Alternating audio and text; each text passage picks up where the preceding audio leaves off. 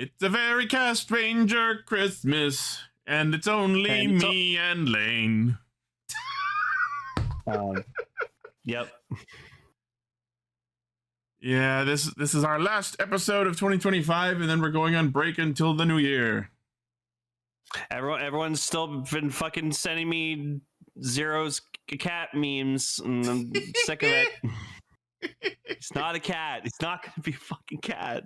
Decker's like, oh, my coat's very, like, cat themed, and so, like, what's that about?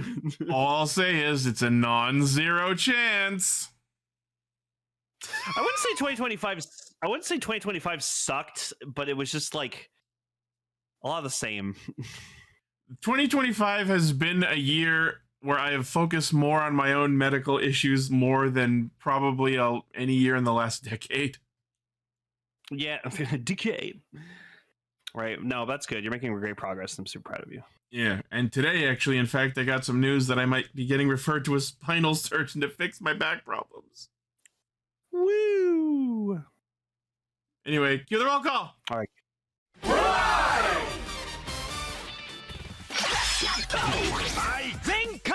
Connect. Loading. Broadcast. Perfect. Showrunning super savant. Level up. Bluecaster super Ichi. Loudon Online, Greycaster, Robolane. Combining comedy and critique. On air since 2014. Radio Sentai Castranger. Welcome to Radio Sentai Castranger, episode 566. It's episode Archin. It's Archin. Is it Archin or It's Archin? Archie. I think it's. I always said Archin. Archin Andrews. Yeah, there you go. Burb. Episode Burb. Yeah. In Pokemon news, I was playing more of the ZA DLC today, and I actually caught an Alpha Tatsugiri and an Alpha Phoebus. Ooh. So yeah. I also just got the last plot donut ready, so I'm almost done the DLC. That's the thing. As much as those are both fish Pokemon, there is no fishing in this game. They're just floating around. Like, sometimes they're in the water, and you just throw Pokeballs at them, and your Pokemon, whenever you send them out into the water, if they're not a water Pokemon or a flying Pokemon, a little fucking, like, inflatable, like, the thing that pops out of your fucking steering wheel, an airbag pops out if your Pokemon isn't flying or water type, and they just run over and beat the shit out of the Pokemon. You don't need to actually fish. It's hilarious. See, the shiny version I like way more because it looks more like a parrot. Yeah. I'm excited. I'm excited for 2026 because 2026 is going to be the 30th anniversary of the hit movie Michael, starring John Travolta. Wow. It's about John Travolta as an angel Oh named my Michael. God. And then yeah, I'm the only person who like knows this movie exists. Michael. Anyways, yeah, I saw a clip of the Mega Starmie thing from the Pokemon anime where they basically filmed a tokusatsu movie. Oh, it's bad. So shit. See, Mega Starmie's awesome. I'm not commenting on it. All I'll say is I like that they're capitalizing on the bit. Yeah, because that's what it is. All right. Anyways, if you're watching us for the first time, we're a bunch of dinosaur birds who get together every week to talk about Kamen Rider, Super Sentai, and a third thing. Our topics for this week are Zeztz episode 14, Gozyuger episode 42, and our feature topic, our final feature topic of 2025. Couldn't be more awesome. It's the motherfucking Boonboomger versus Kingohger movie, and the movie fucking ruled! That was pretty solid. I'm so excited to talk about it. Right? All right, well, before we get to that, we have a mountain of news to talk about this week, so let's get into that. News mode.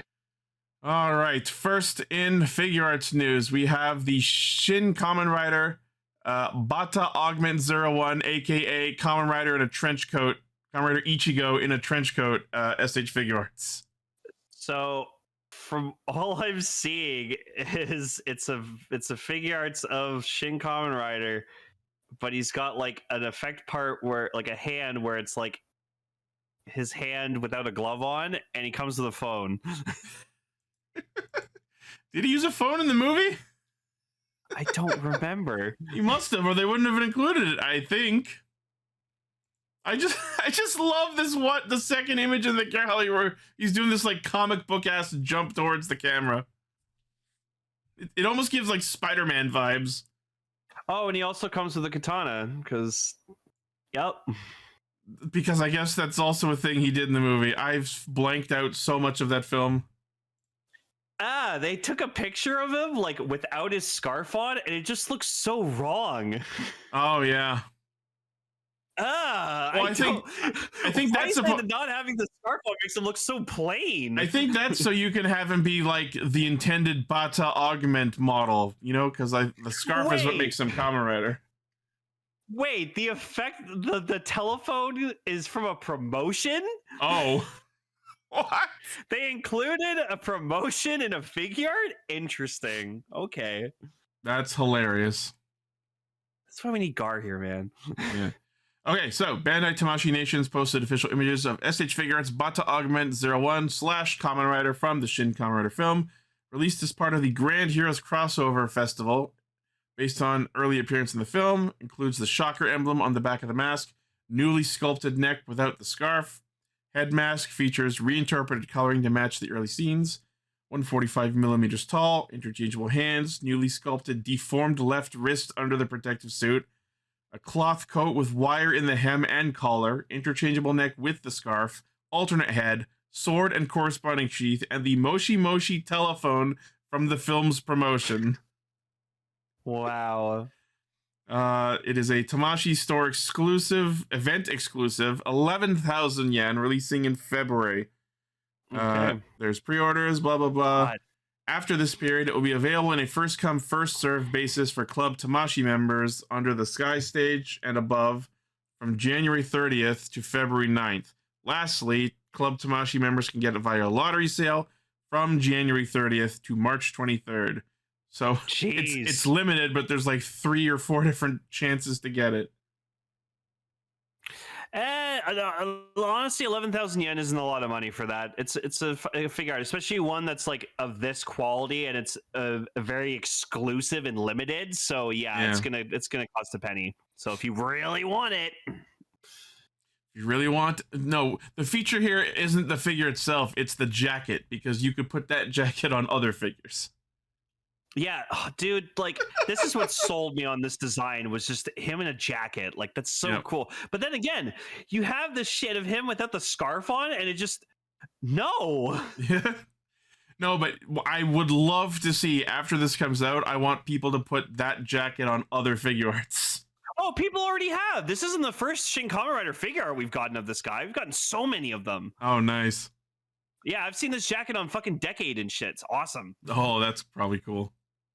Yeah, no, when the Renewal Eternal figure art came out, people were putting like his cape on like other Rider figure arts, and it looked fucking sick. Terezi in the Discord says the jacket is like Daizujin in a cloak. No, we're not having that discussion again. I will not be baited. Yeah, they did Ichigo and Nigo. Oh, Nigo looks great too. I love that like Nigo has like redder eyes than Ichigo does. I always appreciate when they try to differentiate them more. Yeah. Yeah. That's really cool. All right. That is very cool. And that's the news. That's the news. Because this week and next week, we're going to get a fuck ton of everything, because like next week I think we're getting like everything about Project Red, so that's gonna drop. Yeah, chances are high we'll probably do what we do every year and have a separate extra Castranger episode to catch up on news before we come back for the next actual Castranger episode. Hey, why does Patches the Pirate have Archon, a shiny Archon right next to him? Wow. That's convenient gift, Decker. Good job. That's it. Oh fuck it, SpongeBob, dude. SpongeBob's great. Anyways, all right. Let's engage. Let's get into it. Now engage. I'm on it. Fuck. Good morning, So as he goes into the black hole, Baku proceeds to go to hyperspace Lumios, or, if you prefer, the fucking, the world inside his own mind that Cloud Strife from Final Fantasy VII went to when he dove into the fucking live stream. I was also just thinking of like the intro to like Doctor Who when like the TARDIS is going like ooh. Oh god, no, not Thomas is a thermonuclear bomb. So yeah, there's some kind of weird magical bullshit happening in this dream dimension that he's in, but clearly it's supposed to be a parallel to the 4 categories of Capsem because we have the red, blue, purple, and green energy happening. Well, it's also because Baku's going through a very what's the word? Existential crisis right now. Yeah. Because remember, he's like, Nox is telling him shit about his organization he's a part of, and now he's having doubts about like if what he has been this whole time is like being good. I will say, as of this episode, the lore of this show has got me kind of hooked. I'm very interested in where the plot's going. I knew from last week's episode, from here on, we're gonna be fucking cooking with the plot. Yeah, okay, let's get into this. So this episode focuses mainly around like the first real like time that Baku started experiencing nightmares when he was a kid, when we know he was struck by lightning when he was a kid, when he was on his way to school. But here's the thing that I'm not 100% clear on. Was he actually struck by lightning as a kid, or did he just have a bad dream of being struck by lightning? I think he did get struck by lightning when he was a kid, and that's what started the nightmares. Yeah, so, that's what we're led to believe here. But as of this very same episode, now we know that Baku's memories have been altered, and we discover that at this cram school that Baku went to when he was young, his teacher was Odaka, and there was some like Hypnotoad bullshit going on this iPad. And now that we know that his memories were altered, I think it's pretty safe to say that this class of kids, this special class, I think that was Code recruiting child agents. Yeah, that sounds about right. So now I'm super curious who else is in this class who's going to be relevant later. Well, that's why, like, I like to think that, like, because, like, Baku's Agent 7, and then Nox was Agent 4, so I'm kind of, like, I'm really hoping that we get to see, like, other agents. And what's interesting, Decker brought this up. So, Nox is, like, his role is, like, Knight. Like, that's his like, his issued name. And Baku's like a rider, so I'm wondering if all the agents of Code have like different like titles. Well, like Nox is the Knight, the Baku's the rider. Those titles don't really have to do with them being Code agents. They're only like classification within Code is their numbers. Mm-hmm. But I'm just saying, like, that'd be cool if like all of them like obviously, well, this isn't. I understand what you're saying, because Nox becomes Nox Knight, and his power set is not a Kamen Rider, but it's the Knight Invoker system. And then Baku is the actual Kamen Rider as Zeztz. So you're saying that the other agents will have some sort of associated thematic keyword to their agent abilities, quote unquote. It would be really interesting if that's the case, but I don't think that's one of the axes in play here. That's why Nox uses the erase capsule, because he erased Baku's memories. Exactly. Ooh. There's a thematic meshing here, and it's very good. Well, that's the thing. Like, I wasn't sure. I was confused at first when like we see Nox like as a teacher when he was a kid. I was like, is this like a real memory he's experiencing, or was it like a manipulated memory? And he's just like thinks he sees Nox as his teacher. So one other thing that's kind of worth considering is, so in the memory, Baku is a child, and Odaka is, at least in appearance, the same age. So what the fuck happened to Odaka that he hasn't visibly aged in X amount of years since that class where Baku was a child? Yeah, I don't know.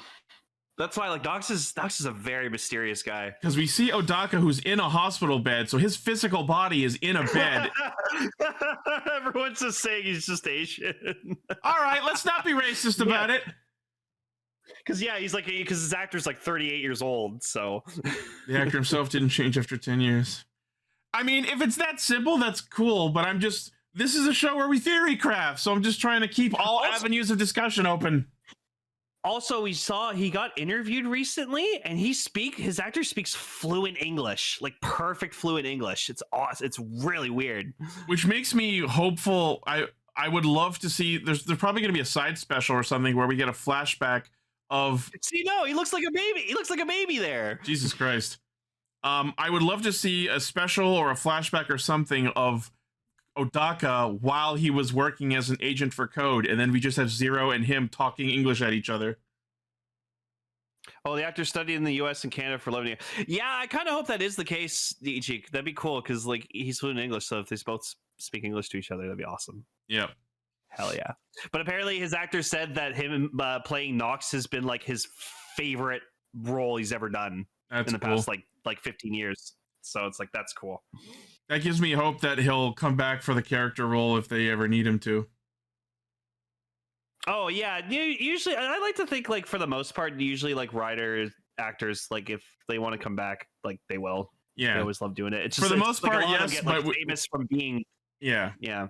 But we have seen some cases where writer and tokusatsu in general is just a stepping stone for their acting career, and there have been some that we haven't kind of seen return to the series since the series they got big from. I don't think Nox is a villain. He's more of an anti-hero because again, he's trying to take down Code because that's why he's trying to get Baku on his side, being like, don't trust them. Like I used to work for them. It's very clear that he's trying to unearth Code and Zero as being not super benevolent, and their motives and methods may not be entirely altruistic. But the thing is, what stops me from fully believing in Odaka as a good character, at least currently, is the fact that he's assisting the Nightmares, and the Nightmares' actions are in fact causing real world death and destruction. Mm-hmm.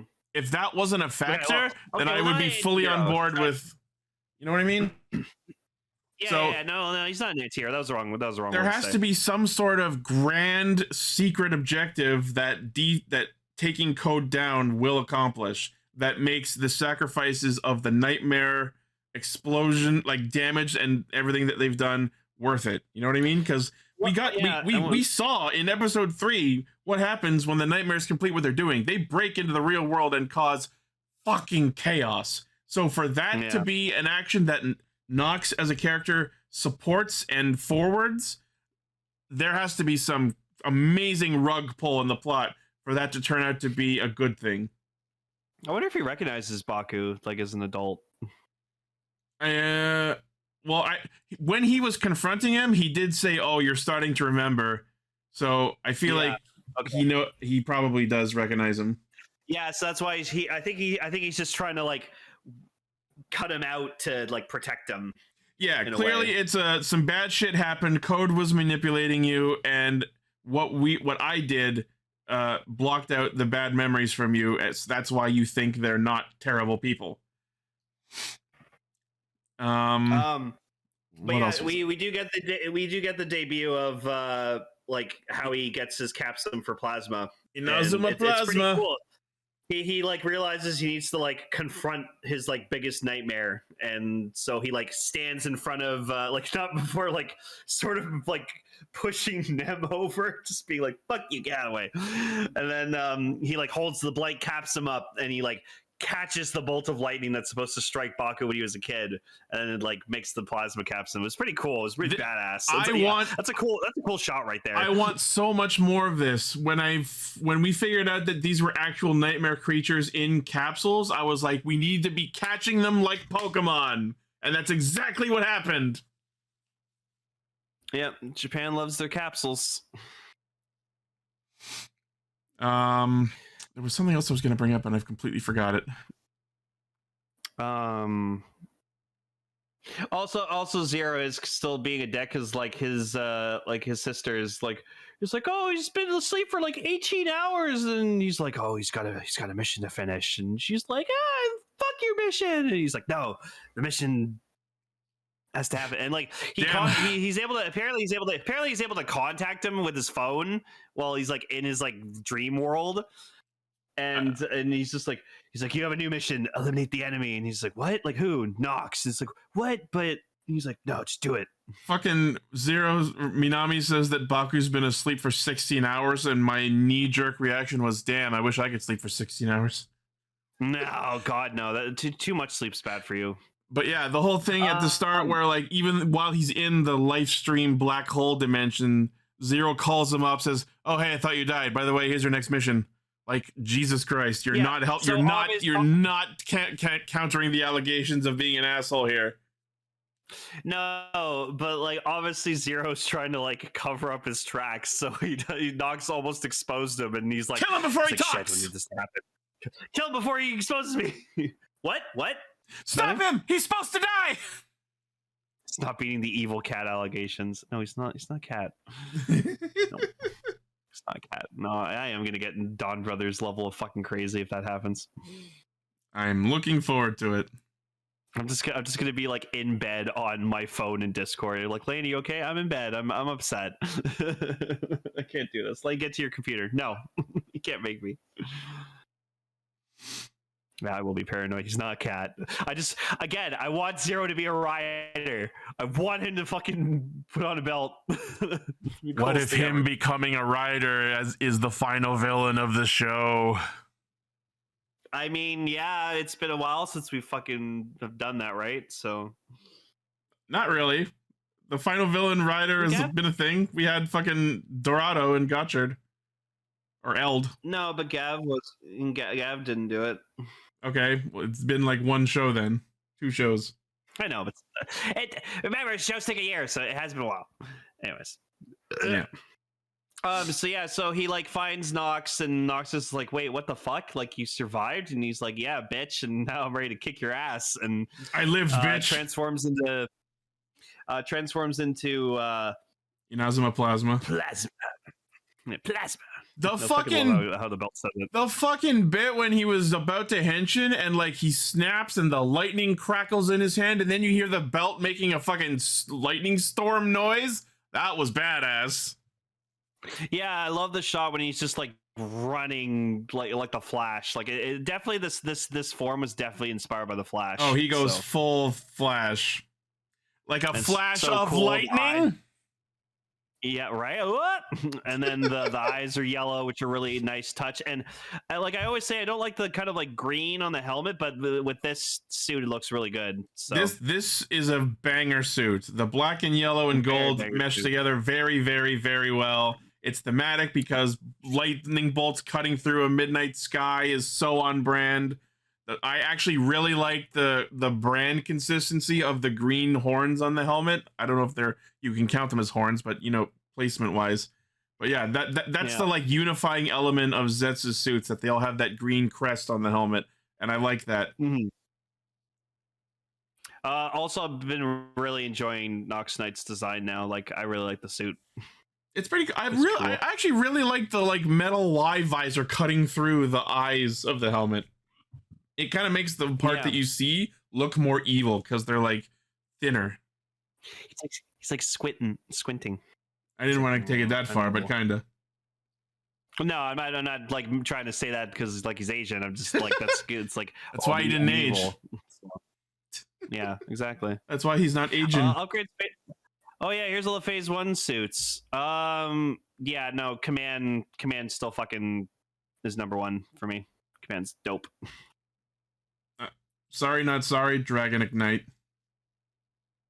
I mean, that's also a close second. That's really good. But I also like Shining Hopper. Shining Hopper's good. Cake. I also Caking is just objectively good design. Oh yeah, Caking is also mwah. But yeah, Command rules. We were talking about these forms earlier, I think like last weekend, and my one problem with UFO-Rex and X-Rex is I hate that they are applied on top of Steam Hopper. I wish that there were just standalone UFO-X and X-Rex forms. Oh, I have upset the Gotchard stan. Well, yeah. Anytime anyone says anything bad about Gotchard, Decker's like, fuck you. Heresy! But yeah, he's so fast, so cool. He's got a bow, so which is like very fitting. He's got a lightning bow. I kind of don't like the weapon design. Hey, you don't like Zetz's weapons. Well, the normal weapon, I like most of its modes. I just don't like the gun mode. And then this thing, like, I get it's like jagged because lightning bolts, but it just looks like a really messy design. And then after the fight, Baku like holds, like knocks up against the wall. He's just like, "K band, like, what the fuck?" And he's like, "Why can't I remember shit?" I'm so fucking glad that we have a protagonist in a tokusatsu show who finally just fucking slams the villain against the wall, holds them up, yells in their face, and goes, "Tell me what the fuck the plot is! Just tell me what's going on! Not enough protagonists do this! Give me the lore!" And Nox is just like, "Lick my balls." And Baku just wakes up. Fuck! just pulls out secret new capsule and puts it in the driver. Ligma. Minami's gonna give him rip him a new one when he wakes up. Oh yeah. It's like, can you fucking stop doing whatever the fuck you're doing? It's getting you hurt. It's getting you killed. I'm afraid the next time you do this shit, you're not gonna fucking wake up. Yeah. I mean, he's already died at least once in the show. Yeah. I know. Yeah. I'm excited that we still have like so many more episodes of the show. Yeah, this is only episode fucking 14. Yeah, like once we hit the 20s, like, fuck, dude. Oh yeah, Minami slapped Zero, and she's just like, ah. I'm like, yeah, don't do that. I wonder if she's gonna, man. I wonder if she's gonna feel worse about that when she finds out he's a cat. No, stop it. I'm just gonna be like in a freaking like straight jacket. It's not a cat. It's not Lainey's cat. We have the scans right here. No, they're fake. They're AI generated. We just shop some image of someone from a movie getting in a straight jacket getting carried away, and I just shop your helmet onto it. Oh God. No, there you go. Someone will fucking AI generate Zero as a fucking cat. Fucking two different people pulling up the same Peter Griffin gif. Yeah, no, of course. All right, well, so next episode, it looks like we're going to be confronting Zero about what's going on, and also Inazuma Booster is here already. That was quick. Yeah, it's all right looking. It's got some rainbow on it. Not bad. I love how much it reminds me of Vice, specifically Jack Revice. Yeah, I was thinking Jack Revice as well. Yeah, it's just like it's cool that he's like consistent with like the rainbow like mustache on like the helmet, but then he's got this like rainbow crest like thing on the like one side, and I'm like, eh. Well, we'll talk more about it when we see the next episode. Yeah. All right, engage.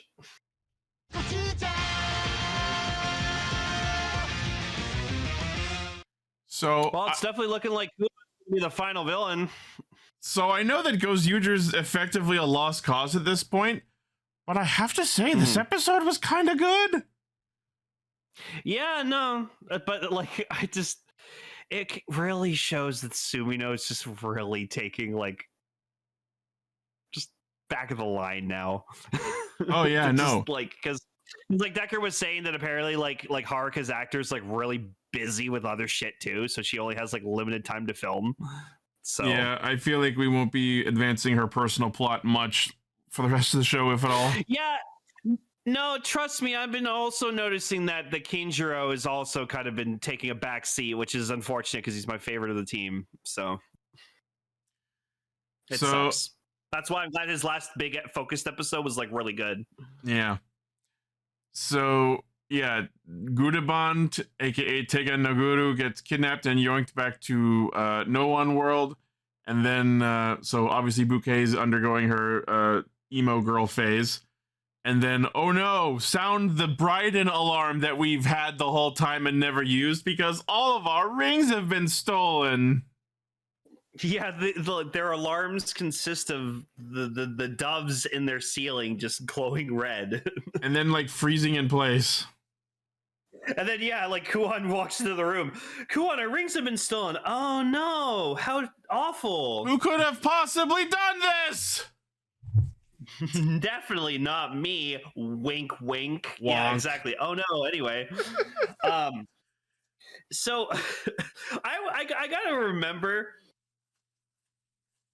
I gotta remember that like Good to Bang and Tegajun are like giant robots. So I had to remember that. Keep that in mind when I was watching this, because like you see like freaking like Shining Knife and Fire Candle, and they're like on these like tiny little sets. So I'm just like, at first I was like, why the fuck are they like so small? Like, we see several rooms in their castle that are like sized perfectly for them, so it just looks like they're at normal size, walking around normal sized rooms, which is actually hilarious.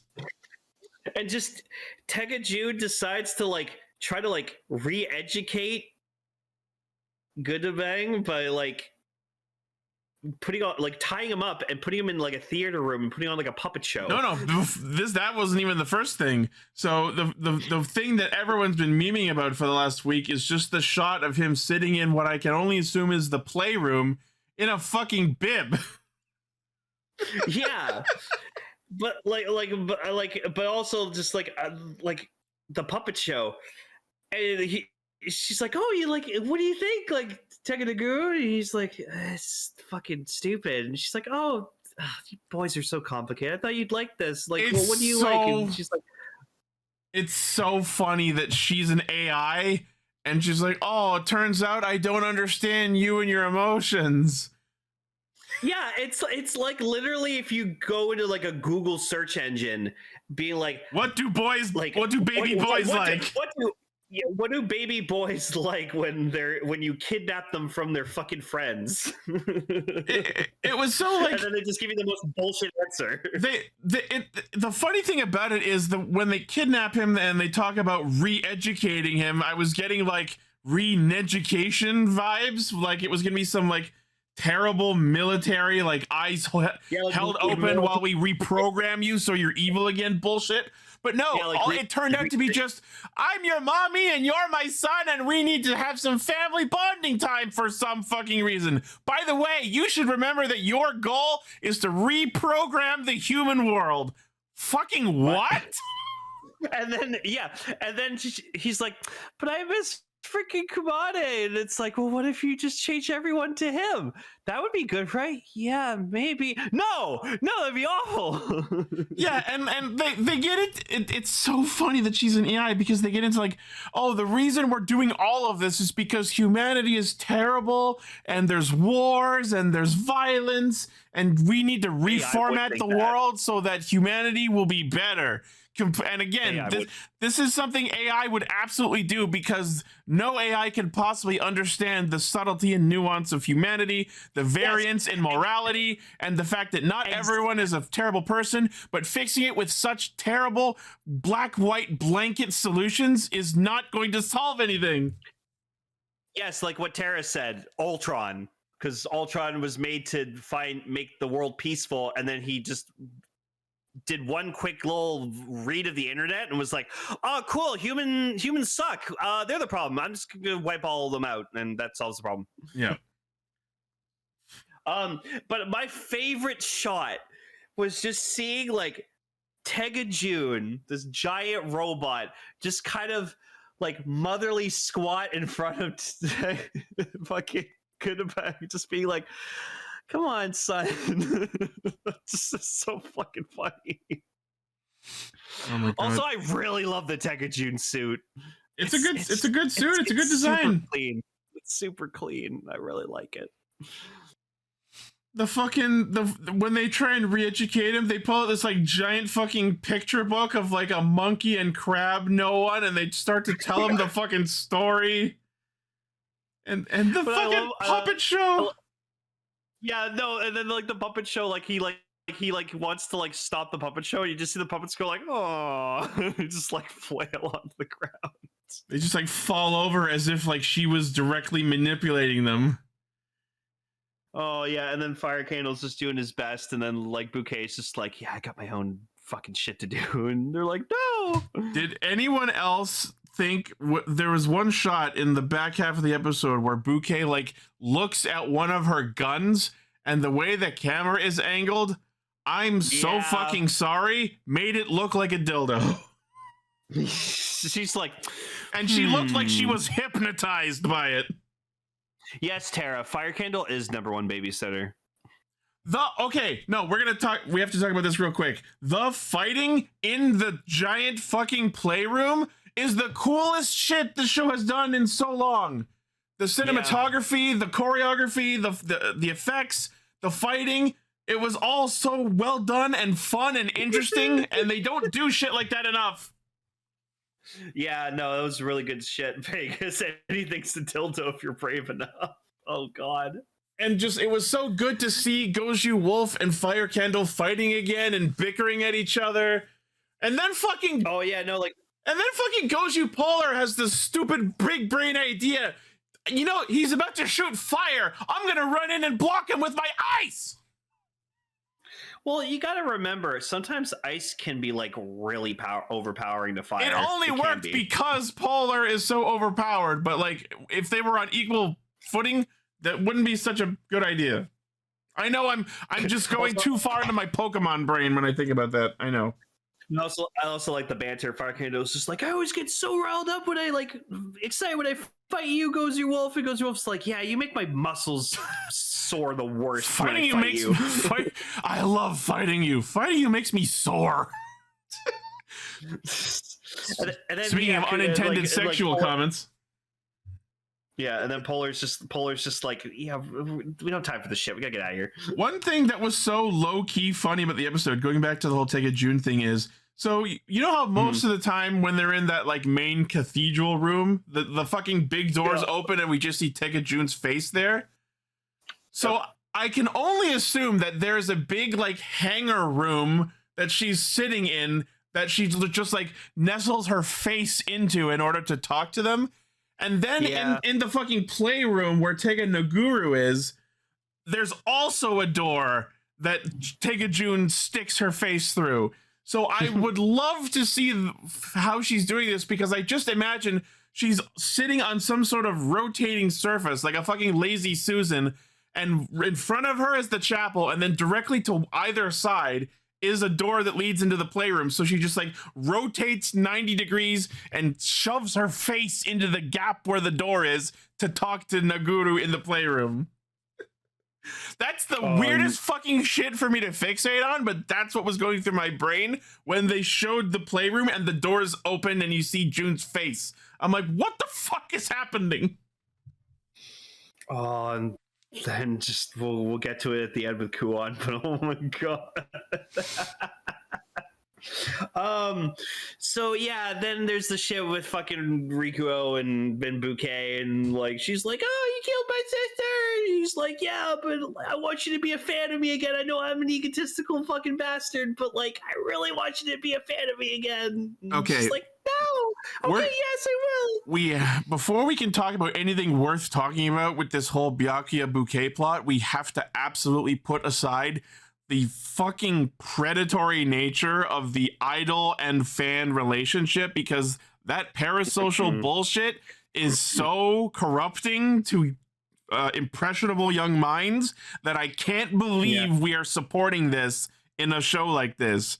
The fact that one of our main characters is trying to, in a way that temptingly seems like a romantic partnership that they want to do, that's absolutely not what's happening. He wants her to worship him the same way idols want their fans to worship them, in an unattainable parasocial way that is absolutely toxic, but it's being portrayed in such a positive light in this plot arc, and it's so distracting from how good the actual plot between them is.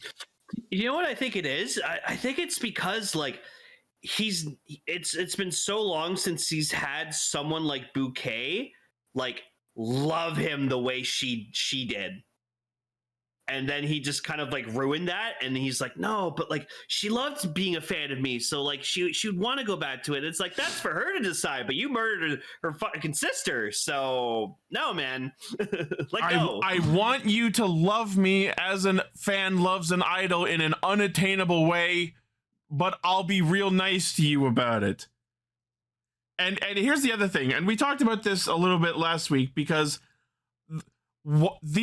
the conversation, the acting, the character progression on screen, what's happening on screen is very well done. The acting's great. The characterization is great.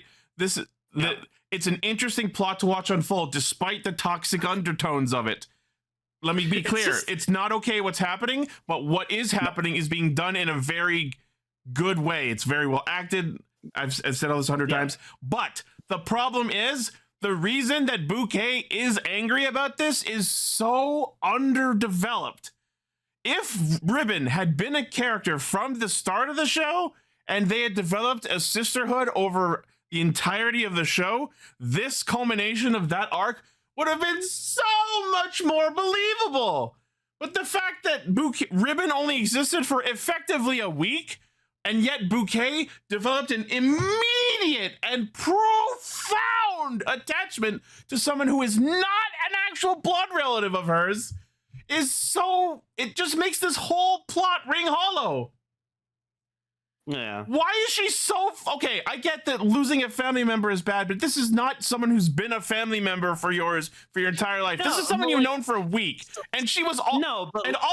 she was fucking terrible, and you ignored that, despite the several attempts for them to tell you about this. But like, imagine all of a sudden, like, you found out, like, you had like okay, for my case, because I'm like the youngest of my family, like, if all of a sudden I had like a half brother, and he was like younger than me, and like I just found out about him, and I was like, oh my god, like, you're so awesome and stuff like that, and then suddenly like I only got to know him for a week, but I love him so much because he's great, and then he just dies. I'd be fucking heartbroken. But I just met him and stuff, but like, okay, here's the wrinkle on that. What if Kelly was the one who killed that brother of yours? Oh. That's what's happening. But for those who don't immediately remember, Kelly is Lane's girlfriend that he's been with for several years. Yeah, but this is basically Rikuo to fucking Bouquet, just fucking going, you're still holding on, let go. No, it's the opposite. He wants her to hold on to what she loved about him. It's the exact opposite. But I mean, like, you're still holding on to this whole like sister fucking dying thing. Like, let go. Be my fan again. They don't even dwell on that. Like, she's so angry, and they have all these conversations about it, but they never once vocalize the fact that it's about Ribbon. Maybe once, but in a throwaway sentence. And then I love they like made Sumino fight her for a bit, and then like Rikuo was just like, no, this is my fight with her. Get out of here, Sumino. And I was like, wow. I want to give this plot the credit it's due, but it's so well done, but it rings so hollow because it's underdeveloped. And the toxic undertones. Again, this parasocial relationship is not okay. Fuck, man. Is she dead now? Like, did he actually destroy her? Bouquet? Yeah. No, they saved her. Okay, she blew up. No. The Calendeus blew up, but then he opened up Tegazord's hand and he had saved her somehow. Oh, okay. I wasn't sure. I thought she blew up in the No, she was in the cockpit with him when they were warping out. Oh, okay, yeah. Also, the other thing is, like, while he's having this conversation with her, like, believe in what we once had, and he's like trying to reconnect with her, he's continuing to attack her. Yeah. That feels wholly unnecessary and kind of counterproductive. And then love me again. So yeah. Here's some lasers. So then we go back to Kuon, and Kuon visits Tegaju, and Tegaju's just like, oh, the curse I put on you spreading, huh? Like, well, don't worry, we'll be together soon. And he's like, fuck yeah, we will. You know who stole the rings? I stole the rings. And then he like absorbs her basically into himself.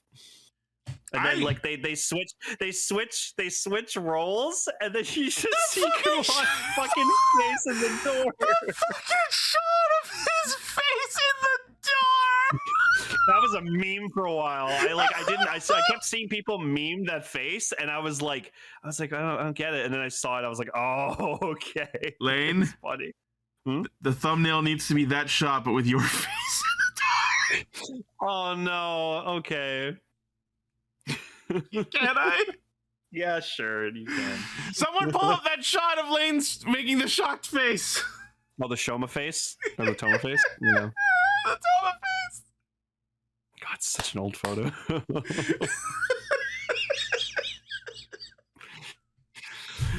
Oh shit. But yeah, so he like absorbs Tegajun, and I guess now Tegajun's out of the picture, and now Kuon's got boy, we saw in the Tegajun's dead. So now Gerudo's got like he's got like an eye visible on his helmet, and he's got this new like Tegajun inspired cape. Some sort of super form that literally just gives him his reopened eye and a big white cape. Yep. And I'm like, it's okay.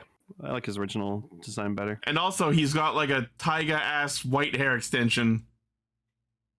Oh, it only lasts one episode? Oh, okay. Oh, lame. Probably Horu comes and kicks his ass. Probably. I thought it was cool, especially the bit where he just like shatters the ring in his hand. I'm like, but how is he going to transform now? Right.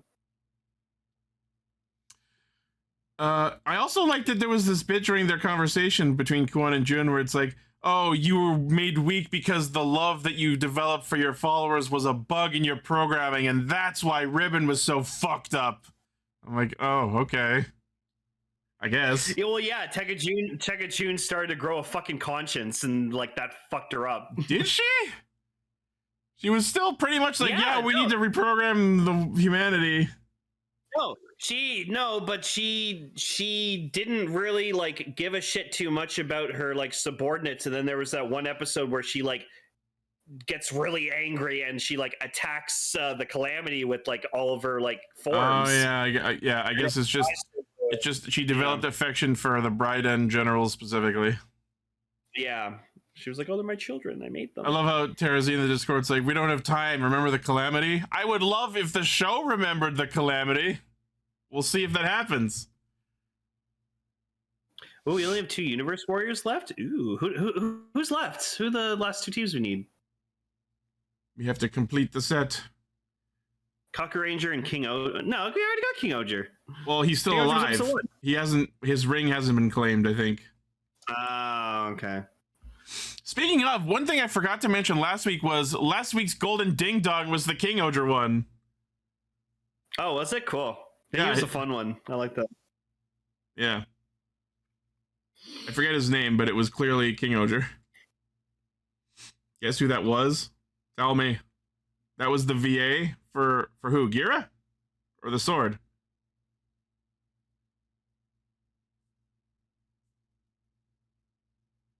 Sorry for the dead air. Yeah. Okay, you look that up. I need to look up. Yeah, you look up. Yeah, so they get out of the portal and Rebecca. By the way, speaking of the portal, like while I was watching the episode, I was like, so what's happening is cool, but it's kind of stupid and convoluted that a portal to Briden World just fucking happened out of nowhere. But I will give the episode credit. They did explain it. Like Kuon lured them here as part of his whole plot for this whole bullshit episode. So that was really cool that like Rikuo was like the first one to jump in. He's like, no, I gotta take Bouquet. Yeah. All right, so yeah, next episode is the Christmas episode, I guess, and also the debut of what I will tentatively refer to as Super Garyudo. Yep. Cool. So yeah, all right, very fun episodes. Some cool shit happened, but the motivations behind everything kind of ring hollow. So we'll see if the show can hopefully stick the landing in some way. Oh, when Gar watches that, he's gonna be pissed. Oh, that was Nobuyuki Hiyama. Fun. Oh, it was Yama. Cool. Very nice. All right, movie time. Boom, Dinch.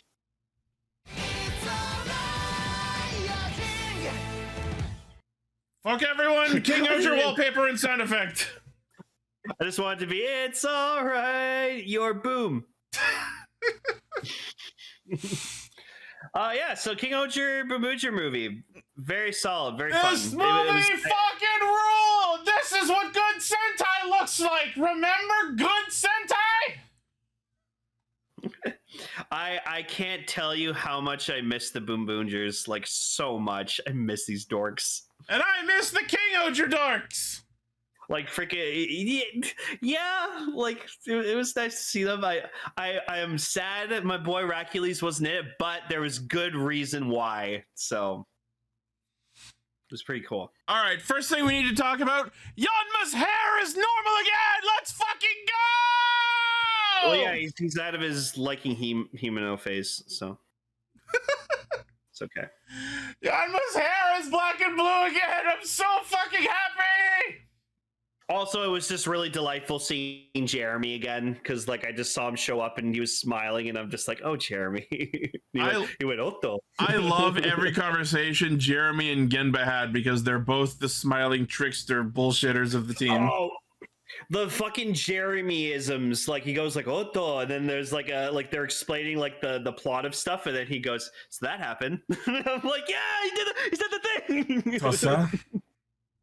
Yeah, it was like he said the thing. I really love how this movie actually respected and expanded upon the lore from both shows in really satisfying ways. Mm-hmm. So they've had the Boonboomgers have been like on their like Grand Prix in space, and we finally get resolution to this whole Planet Trickle subplot. Yeah, with Princess, or should I say Queen Nicola now. Yeah, so the setup for the movie is that the Boonboomgers have been invited to be witnesses for the alliance between Planet Trickle and Planet Chikyu, which is real interesting because, like, since Kingohger, since the show happened, has been going around to different planets, it makes sense that they're entering into planetary alliances and trying to expand their network with everyone. Yeah, and I like when like they say Chikyu, it's like, wait, there's another Earth? Because Chikyu is the word for Earth. Yeah, and Genba just goes, oh, it's a big universe out there. There's probably tons of planets that have the same name. Yeah, one writer made a really boneheaded decision a while ago, and we just have to live with it now. One of the arguably weak points of Kingohger. Yeah, it should have been called like well, whatever the Japanese word for like insect is or something. That would be mushi, I think, would be the common. Yeah, but yeah, I don't know. Plant mushi. I don't know. It was great seeing Joe again, because Joe's just being Joe, and he gives like Queen Nicola like a salute. He's just like, I'm very excited to be a witness to this event. And they're like, oh, Joe. And I'm like, oh, Joe. Oh, Joe. Yeah, Joe's the best. So apparently, in preparation for this alliance ceremony, they just like mailed the Ogre Caliber Zero over to Planet Trickle to be like a ceremonial ornament for this alliance. We're very serious about this alliance, you guys. I find it a little weird and uncharacteristic that they would have something as significant as the Ogre Caliber Zero just sent ahead without being secured. You know what I mean? Okay, but okay, maybe you can clear this up for me, because I was a little confused, because like it's been a while since I've watched Kingohger, and like I haven't like, I'm not as like knowledgeable about it as you are. So later, Gira drops the line about the Ogre Caliber Zero saying like it contains like the 2,000 years of like history of this planet, and I'm sitting here like, didn't Racules like design that sword to fight Dagdead? No. Remember in the flashbacks to their ancestor, we saw like one of the previous kings of Shugadam who also had the Ogre Caliber Zero. Okay, all right. See, this is why I need the Zero was the original blade, and Yanma made the other Ogre Calibers based on that. Okay, that makes a lot of sense. Thank you. I was a little confused about that, because like I didn't remember that all too well, and I was like, wait, didn't like Racules like make it? Because remember when they in the movie when they went to the world of the dead and fought the first king of Shugadam, who also had one. Yeah. Okay. And then he turned into that monstrous form. Yeah. Okay. Thank you. Yeah, I just wanted to clear because like he said that, and I was like, what? What Terrazee's saying is correct. What Rackley's made was Kingohger Zero. Oh, the Mac was the thing he built. Okay, that's what was. That was the Rackley's secret special. Cool, and then it didn't end up working. Yeah. So also, I love when the Kingohgers show up. They just fucking bam the Caucasus Castle. Oh yeah, they just fly in fucking the Caucasus Castle and just drop down and come out already henching. Badass. So good. But before that, so Nicola's pendant, which we have seen as a thing during Boonboomger, gets stolen by the manhole Guruma. Which was a pretty fun monster. I liked his design a lot. I love that it had ladders all over it too. Well, yeah, because he got to climb a ladder to get down a manhole. So. Yeah. And he mentions that he's from planet Konkyo, and I tried to look it up because I couldn't remember if planet Konkyo was a thing in the series before. Yeah, so we get to see the Boonboomger stock henshins, which is very cool. And then in walks Minongan. This is the first instance of the show respecting the lore of the previous shows, because Minongan was the only member of the Jesters to survive, because he wasn't killed, he was frozen. And as we learn, cool. Manhole was the one who unfroze him and brought him over here. Yep. And then the Oger Caliber Zero turns into a monster. The fuck? Oh my god, this is the coolest shit! They turned the Oger Caliber Zero into a Guruma! And it's awesome! The design is fucking wicked, and it's voiced by the voice of the Calibers! Oh, that's cool. That's really cool. Oh, it's a repaint? Oh. Is it a repaint of what? The Sword Guruma? The Sword? Was that a thing? But yeah, the fact that it's voiced by the voice of the Oger Caliber, and then it starts using like Lord Finish attacks, is just the coolest shit. How often do they take a fucking morpher in Sentai and turn that into a monster? Oh yeah, there you go. So they just took the sword monster from Boonboomger and just repainted him to be. I'm like, okay with this because the Oger Caliber Zero is a repaint of the Oger Calibers out of universe. Or is the Oger Caliber a repaint of the Oger Caliber Zero? Depending on if you're looking in or out of universe. Oh shit. Yeah, I see it. But it's okay. You know what? I give them a pass on this because it's so fucking awesome that they thought to turn the Oger Caliber Zero into a monster. Literally, when else have they done that? If they have ever done that before, I need to know because this is such a cool thing to do. Oh, they've had to add a monster voiced by like something else. Oh yeah, Jerry, like one story. There was one. Again, I wanted Gar to be on so we could talk about the Ultraman news he wanted to, but he is not with us this week. So yeah, there was only literally one news story. Oh, the other cool thing is apparently the fucking three-seaters just happened to wander over to Chikyu, wander their way into Enkasopa, walk up to Yanma and go, "We want to make our own kingdom. Give us a job, please." And he hired them. So now the three-seaters work for Yanma. Oh, I can't tell you how happy I was to see the three-seaters again. God damn it. It was just such good characters. They're so fun. That was an interesting monster design, I gotta say. The black hole one. We'll talk about Black Hole later when we get to it. But yeah, so he sucks people to manholes. So we discover that the villain plot in this movie is that they are trying to gather the 3 sacred regalia in order to revive a parasited copy offshoot. I don't know, like, what do you want to classify it as? But a version of Dagdead apparently buried itself in the earth, not Chikyu, the earth, and is just dormant there. So they gather the 3 sacred regalia in order to revive him. And when they started telling us what the 3 regalia were, it started to seem a little familiar. So we have the sword, represented by Oger Caliber Zero. we have a crystal represented by Nicola's pendant, and we have a mirror represented by the disco ball thing that Taya used to revive Bundorio. And I realized this is just the plot of Sailor Moon S. Oh. The sword, the mirror, and the crystal, aka the three treasures in the hearts of sailors Uranus, Neptune, and Pluto. Oh. So I feel like there's a cultural thing that they are all references to. Hmm. The mirror, why didn't they just use Mira? Right? But now, this explains one of the reasons why I love this movie so much, because it's just the plot of Sailor Moon S, my favorite season. There you go. But yeah, so the Kingohger show up, and then like they do some fighting and stuff like that, and then like all of them get like separated. So like a bunch of them, like what's funny via enough, like, these teleporting manholes. Yeah, it's only Gira and Tai are the ones who like get like sucked back to Chikyu. Yeah, they end up in Bugnarok. Yeah, and literally everyone else ends up on actual Earth.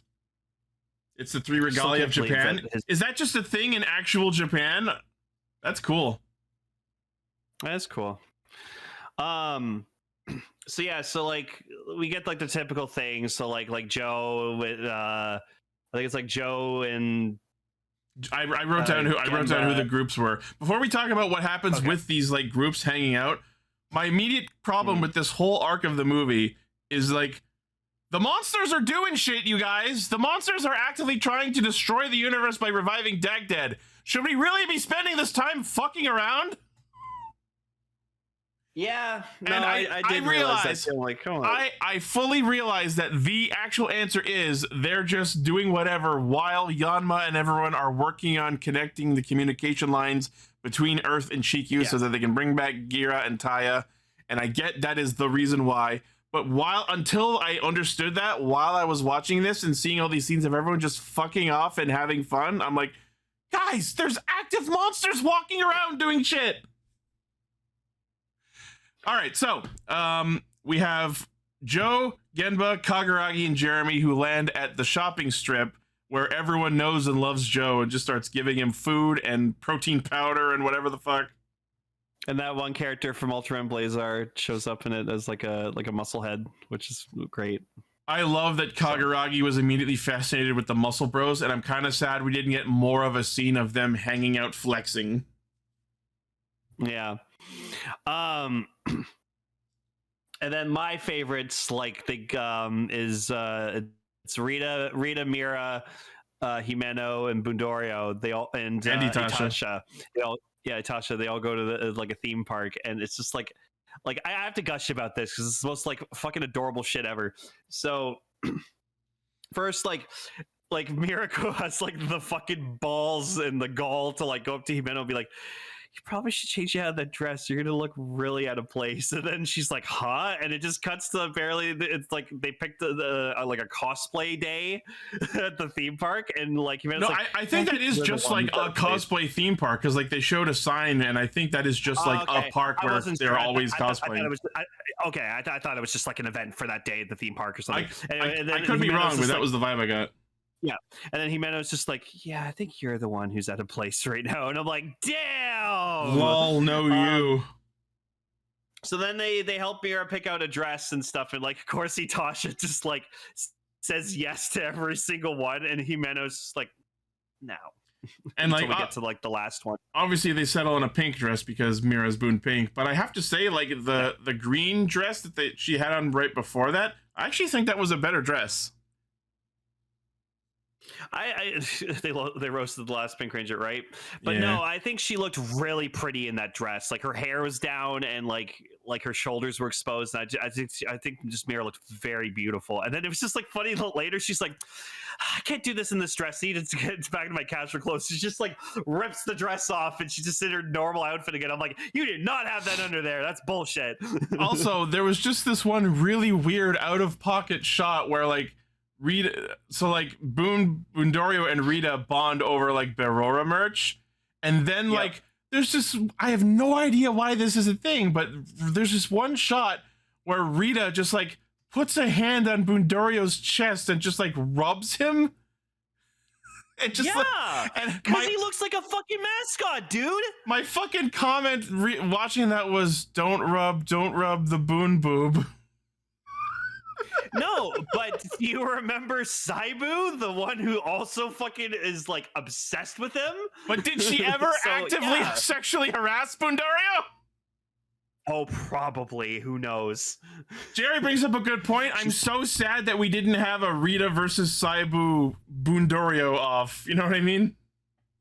No. I feel like that could have been a fun scene. It was more so she got fixated on it and she kind of respects it, or they expect it. I'm going to choose to write that off as Rita going, "Oh, I guess mechanical life forms also exist."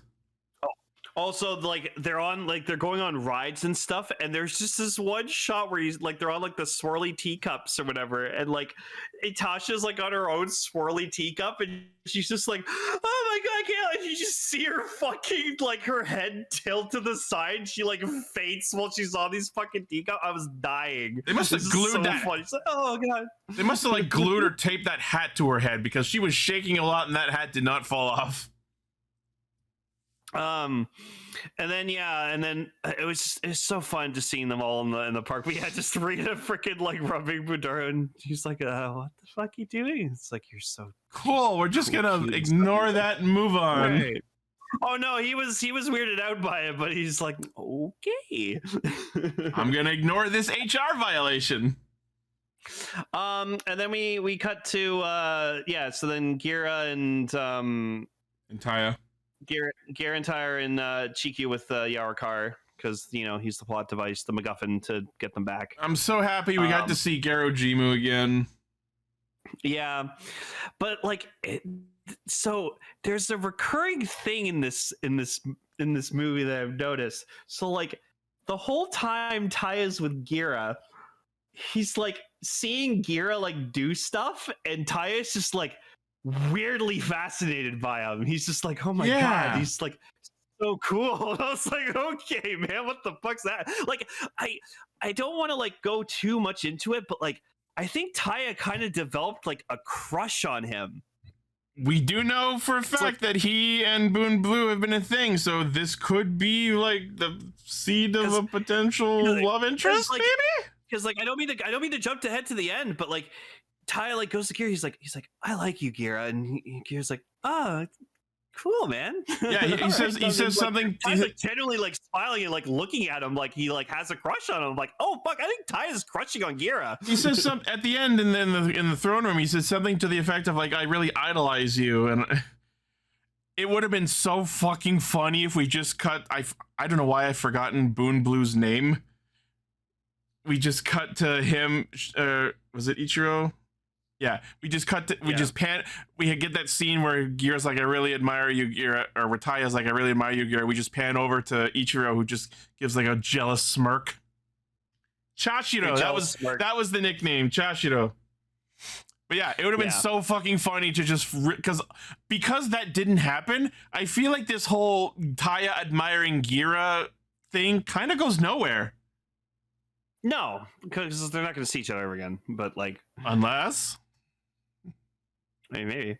Unless. But yeah, no, I just found that because like he sees like the Enkansopa guys like arguing with like the Shugadam scientists. And their then, like, names just are goes over and he's like, their names are Shiokara, Kofuki, and Aka. Thank you very much. I'm not gonna fucking remember that shit. I just remember one of them like fucking lollipops, and then she fucking died. That's all I remember. and then she came back for a quick shot to give the other scientist guy a fucking lollipop to inspire him, and I'm like, oh, that's all I remember. Vidalia was the one who died. She wasn't in this. Yeah, and then Gira's like going over like to stop them, and Taya's just like, wow, he really is like a king. Yep.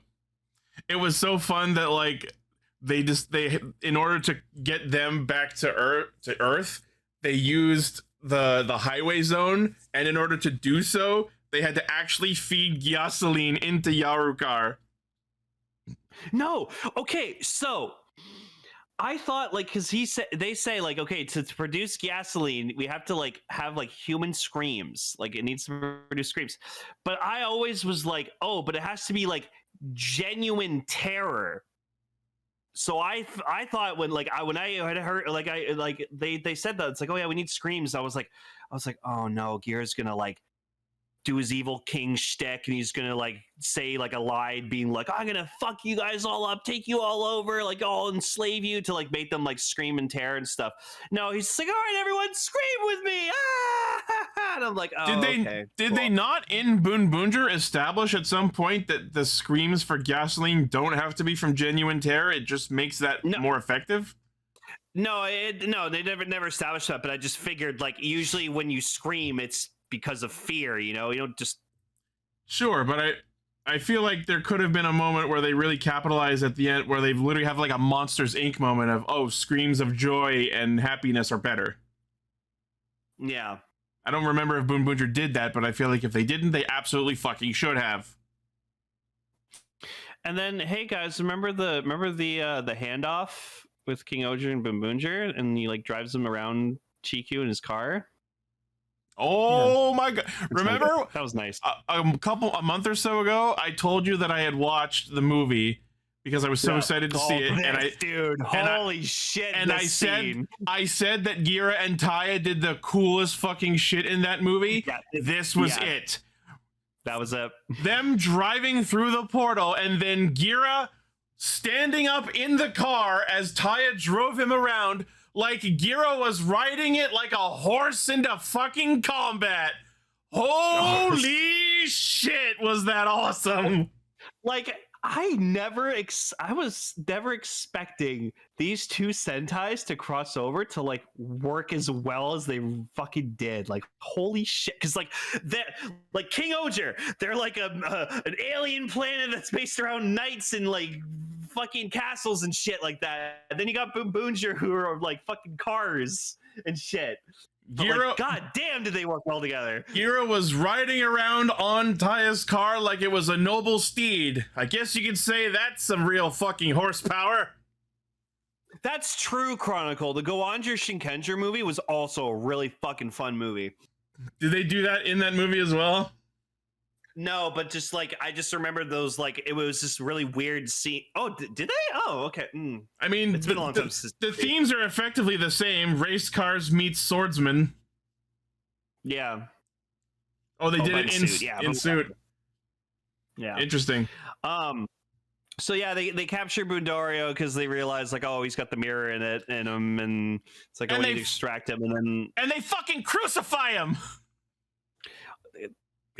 Yeah, it's a little, because this is how Japan ties up people in these shows. Yeah, it's unfortunate, but ties up people. Dude. You look back at every other fucking Toku series where someone's been tied up. Like Ultraman fucking does it. Rider fucking does it. Like, I know. Does it. I know. It's just hilarious. Yeah. And then like Boondorio like turns evil, like, and I was actually genuinely like, no. At one point, when that was first happening, I thought this was Dagdead possessing Boondorio, but apparently no. That was just as a result of the ritual they did. Boondorio just like started becoming evil, and then he just starts beating the fucking shit out of everybody, and I was like, oh my god. And then fucking Taya comes in with the plot punch to the face. Oh. Taya does the fucking most badass thing ever. So like he drives the fucking car, fucking turns and slams the brakes, jumps out of the fucking car and just punches Boondorio right in the fucking face and then knocks him out of his fucking evil schlump. And I was like, god damn it, Taya, this is one of your up there, like one of the best reds ever. Fucking Orb in the Discord chat, Dougdorio Dimidaris. That's so good. We should have made a thumbnail with him with like Doug Dimmadone's hat on or something. Did we not? I don't know how we got away with that. His voice actor just passed away recently. It's really sad. Oh yeah, that sucks. Yeah, Jim Ward and the voice of Sheen. Passed away. I'm upset. Yeah, he was the best. He'll never do that show and tell again. Also, I gotta say, I think they got a taller suit actor for Hachioger, or that's just a really good like perspective. He does look taller than that, but he is also closest to the camera. Imagine they just got like Sokaku Kaguragi's actor to be. Yeah, they just got him to be in that. That'd be awesome. You know what would have been the best fucking timeline? If his twin brother was a suit actor and then did his actual suit acting. Oh my god. Yeah, I know, but like, Kaguragi, dude. But yeah, so we get an unfortunately the team of Henshin was not stock at all because you can't do that. There was a brief stock Henshin into King Kogata-Oger though, so at least we got to see that. But yeah, that was okay. What I was happy to see was a very proper Kingohger roll call. Right? Yeah. So that was good. And it was perfect because they did the thing where they had their catchphrases, they said their names, and then the sound effect of their ranger name from the end of their morphs played at the end of each one of them. That is the perfect Kingohger roll call. There you go. Oh, and also Sakito and Bundi were in it. Oh yeah, I forgot. But they didn't do much because like I like Bundi, I like Boon Violet, but just like man, they became so unmemorable. And then just like especially with that recent special, like I tried to like be like, no, it was good. And then you and Gar were just like, no, Lane, it was shit. And then I was like, yeah, it was shit. And then like the manhole monster turns into the black hole monster, and he just got a giant ball in his head. Before that, looks like a black hole. Before that, so we get the fight with everyone teaming up against Minangan, Manhole, and the Oger Caliber Zero Guruma, and then Minangan like revives two monsters. I know one of them was Baijimu. That was the monster from the episode where Tarantula Knight debuted, but I don't remember where the other one's from. Mm-hmm. My memory can only be so effective. Oh, okay. Also, let's talk about the line that the OG Caliber Zero monster says. Oh my god! Oh my god! Oh my god! Oh my god! I legitimately teared up at that moment. I actually shed really tears. Bad. So he quotes Racules like saying like, "Oh, people are tools." Like, I am the country. I am the kingdom. Yeah, and then fucking Gira stops him and he's like, no, those were words that my brother said when he was hiding his true feelings. So I'm like, fuck. Just the shot where you see Gira just get full triggered, like, you fucking bitch. Do not disrespect my fucking brother. And I was like, hell yeah. The fucking flashbacks of Racules. Oh my god, that was so good. Yeah. All they had to do in the flashback was just show the fucking the eye movement shot. Oh my god, if they'd done that, fucking cinema. God, dude, that was the moment for you where you're just like, oh, this show's peak. Show's peak. Yeah. But yeah, that was good. That was well done, and it was a nice little nod to Racules being like, yeah, Racules the best. So he pulls out the crown, goes King Kogata-Oger, finishes off the Zero Guruma, and reclaims the Oger Caliber Zero. Now, I'm okay with the fact that they didn't, but I think it would have been really, really cool if after reclaiming the Oger Caliber Zero, he used it in combat at some point. You know what I mean? Yeah. I wouldn't... A part of me would love to see Gira like actually transform with it, like into his own version of Kogata-Oger, but I'm fully okay with him never doing that. But I would like to see him use both calibers in combat. Mm-hmm. I think he did at one point, because I remember like during their whole secret betrayal plot, there was a point where he was using the Oger Caliber Zero. Yeah. Do not speak the old magics to me, witch. I was there when they were written. Nice Narnia reference. Yeah. So everyone does their Hisatsus at the Manhole Guruma. Yes, Decker, we'll get to that. So the Dagdead clone parasite whatever surfaces, and it's fucking giant, and then Manhole absorbs it and morphs up into the Black Hole Guruma. Oh, you know what, Seven? That's a good idea. Decker, I need you to make a fusion between Kogata-Oger and Kogata-Oger. Just like red and gray. Just like some Gokai Christmas shit? Yeah, sure, why not? Oh my god. That's the easiest Photoshop job in the world. You just have to turn half the picture monotone. There you go. So while thematically a manhole and a black hole don't really have a lot in common, I have to respect the wordplay of manhole becoming black hole. And then just to absolutely capitalize on the joke of it, after they kill him, Buntaryo's just like, by the way, you're not manhole Guruma, you're manhole cover Guruma. So your whole shtick is kind of invalid. Have fun dying, bye! Okay, bye, boop. God, I was holding that in the whole movie. Yeah, so the monster grows giant, like bigger than normal giant, like Caucasus Kabuto giant. And I'm kind of sad that they didn't pull out King Caucasus, but I guess we left the castle on Planet Trickle and it would be too hard to get it here. Yeah. Could you fucking imagine? Could you fucking imagine seeing the Caucasus Castle flying through the highway dimension? Fucking no! I was expecting it because like they're like, oh, we're too small, and then just like Yama comes in, just being like, I got this, guys. Yeah, like Yanma will always be my favorite. He kind of did nothing this movie except for solve the problem of connecting the two planets. Mm-hmm. Aside from that, he kind of did nothing. He was just given a task and accomplished it, and Yanma did kind of fuck all else the whole movie. Yep. It's fine. He's in his element. He's thriving. He's solving problems. I respect it. Exactly. I'm just happy he's here and with normal, well, not normal, but his original fucking hair. Yeah, I know. I didn't mind his hair that much. Yeah, so I love that the Ogers got into the Boon cars with them. They all like pair up. It's weirdly adorable. So just to go further, haha, they're kings, knights kind of shtick. We pull out Boonboomger Robo Knight. Yep. And then just so Diesel can do something, Bune Robo's here with Wagon and Padokar too, because I guess we don't have any other better fitting Zords to throw on it. And then they use the Shoe God Souls, which then powers up Taya's Boon Changer into, I forget what it's called, the King Boon Changer? Something like that. Someone will in the Discord. King. I get what they're going for. I'm not a fan of the design of that version of it. It's okay. But yeah, so then the King Boom Changer, yeah. Don't stop the King. That might be the episode name.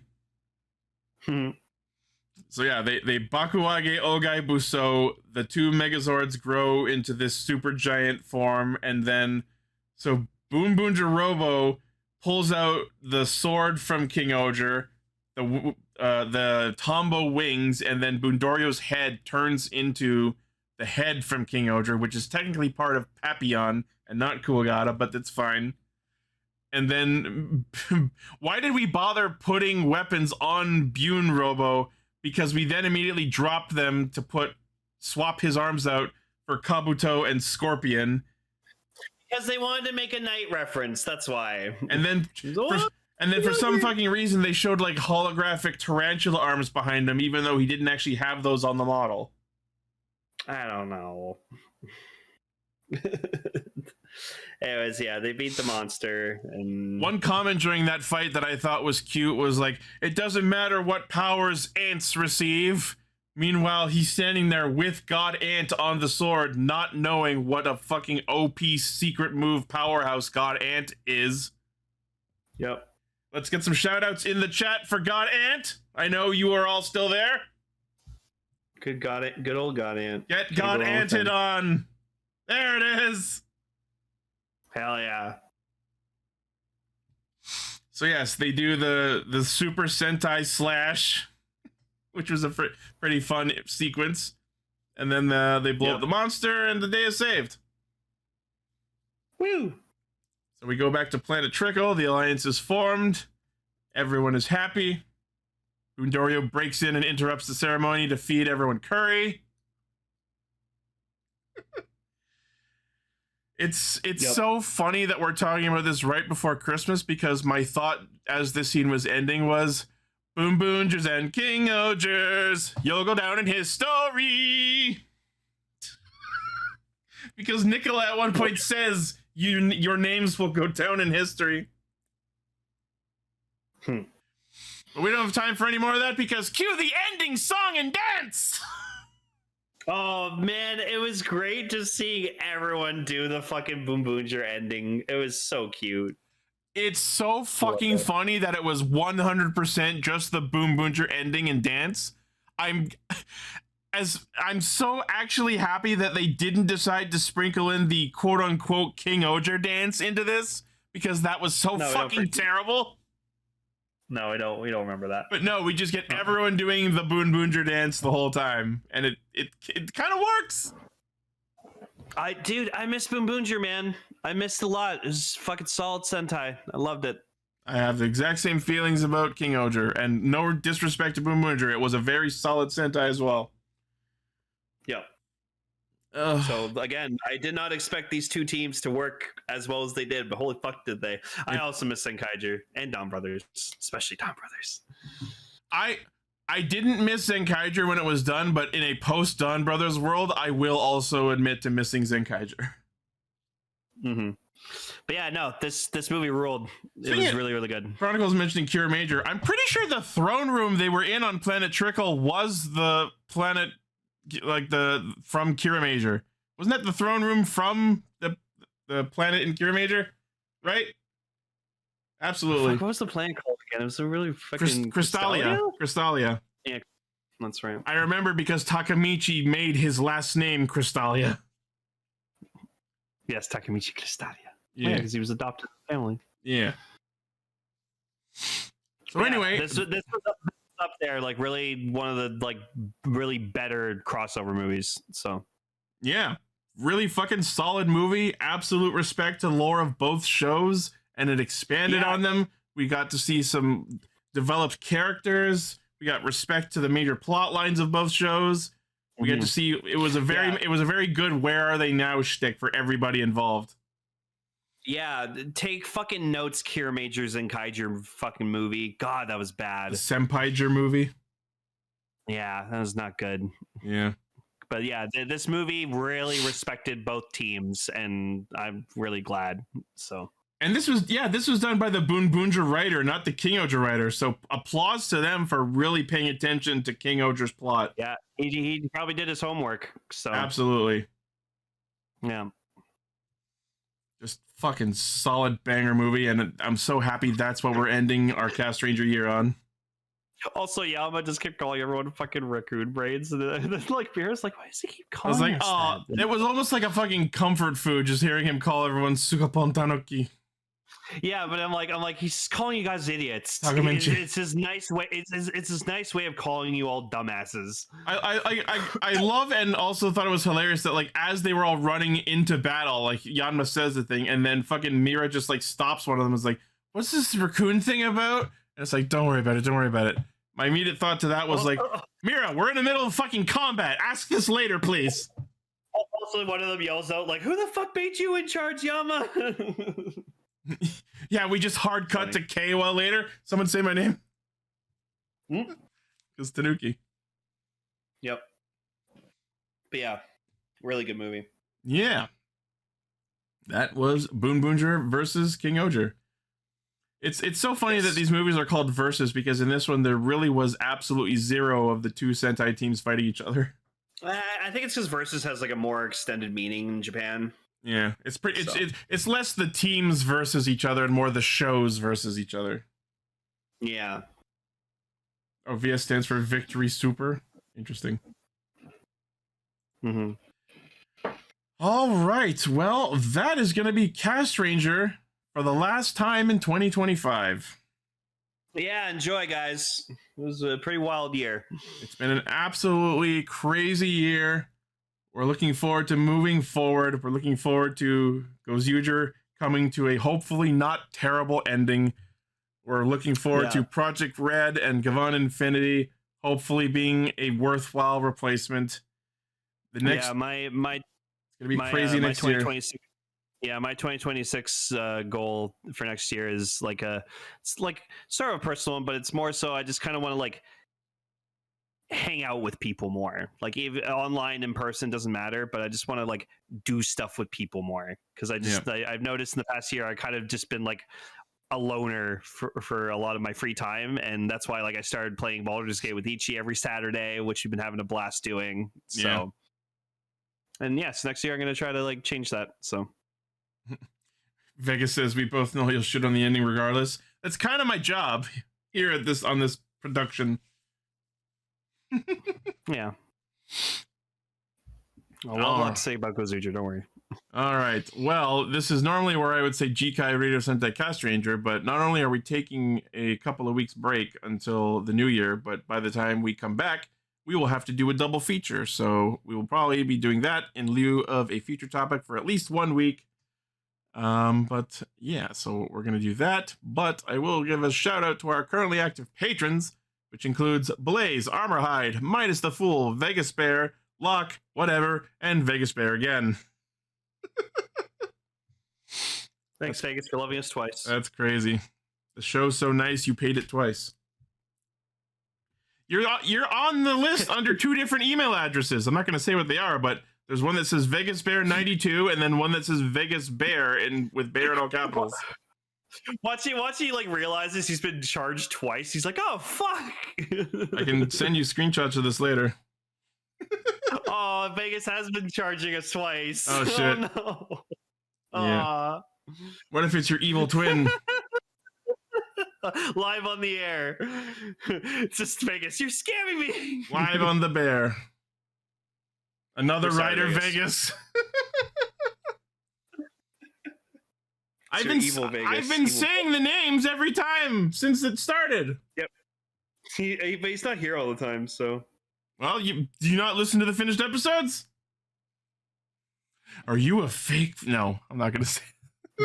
No, you're all real fans. Yes, I want to give a shout out and a heartfelt thank you to anyone who has ever listened to anything this channel has put out. I've said it before, but it bears repeating. Bears. Castranger is a solid part of my life. It has been for over a decade.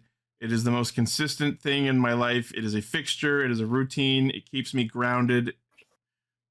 And I love doing it. I love being able to hang out here with Lane and Gar and Emily and everyone in the Discord. It's so nice just being able to just fully unhinge myself mentally and emotionally and just say whatever the hell that comes to mind. Hell yeah, man. This show's great. I love doing it. It's so like embedded into my brain to be like a routine that like anytime I do have to miss it for some reason, I'm just like, oh. The only time we don't ever do Castranger is if I am physically sick and unable to do it, which has happened maybe once or twice in 11 years. And for me, it's usually if I am really sick or I'm like late doing something else or there's a Star Wars movie. Hey, not bad. Yo, the red armor on the gray undersuit, that's actually goddamn fire design. I fucking love that. That's really fucking good. Yo. Well done, Decker. Well done. Well done. That's like, you know what? That's like if like Hercules got like a new special and that's like a new form he got. Yeah, like if Hercules had ever used the normal Oger caliber, maybe. Or like Yama just goes like, all right, you're all right. Here, made you a new caliber. Damn, that's fucking sick. Yeah, Kuon got a 0. That's what it could be called. That honestly solves my one problem with the Kingohger suits is there's too much of the primary color. Kuon got Oger. I have no problem with that. All That's right. Really good. Good job, Decker. Well, that is going to be it for us for tonight, for this week, and for 2025. Thank you all once again for listening, watching, liking, favoriting, sharing, subscribing, hitting the bell, and being awesome. Let us know what you thought of these episodes in the comments. Let us know what you would like us to talk about in the future. As always, the primary source for hijinks is castranger.poppy.com. From there, you can find our Facebook, Twitter, Discord, Patreon, merch store, all of our cool shit. Thank you all. We love you all, and we will see you next year. Yeah, see you in 2026, bitches. And remember, stay Oger. Stay Oger. Stay boom boom. I was ready for you to say stay in Boonger. Stay boom boom. Bye. Bye.